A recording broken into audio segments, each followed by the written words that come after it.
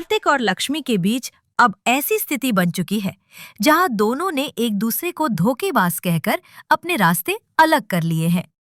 Serial मंगल लक्ष्मी के आगामी episode में दर्शकों को ये देखने को मिलेगा कि दोनों के बीच किस तरह की गलतफहमियां पैदा हो गई हैं और कैसे ये उनकी प्रेम कहानी को पूरी तरह बदल देती है।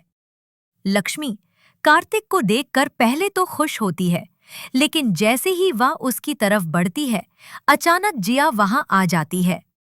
जिया बिना किसी हिचकिचाहट के लक्ष्मी के सामने आकर कार्तिक को धोखेबाज कह देती है। वह उसे यह आरोप लगाती है कि उसने उसे धोखा दिया और जिया से शादी कर ली है। यह सुनकर कार्तिक भी चुप नहीं रहता और पलटवार करते हुए कहता है कि तुम ही धोखेबाज हो, क्योंकि तुमने रघुवीर से शादी कर ली है। यह बात सुनकर लक्ष्मी पूरी तरह शॉक्ड हो जाती है और उसकी समझ में नहीं आता कि ये सब कैसे हुआ। इस समय रघुवीर की एंट्री होती है और अब कार्तिक के पास यह मौका होता है कि वह सच को सबके सामने लाए। असल में रघुवीर और जिया ने मिलकर यह साजिश रची थी कि वह कार्तिक और लक्ष्मी को कभी एक नहीं होने देंगे। शुरुआत से ही जिया का सपना था कि वह कार्तिक से शादी करे और अब उसने यह सपना पूरा कर लिया है। वहीं रघुवीर, जो लक्ष्मी को अपनी बेटी के रूप में मानता था, वह नहीं चाहता था कि लक्ष्मी कार्तिक के साथ अपनी जिंदगी बिता पाए।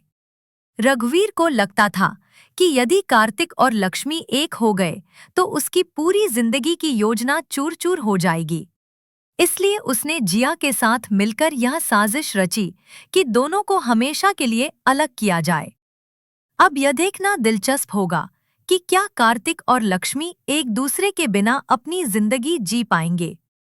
क्या उनके बीच की यह दूरियां हमेशा के लिए खत्म हो जाएंगी या फिर कहीं न कहीं उनका प्यार एक बार फिर से उभर कर आएगा।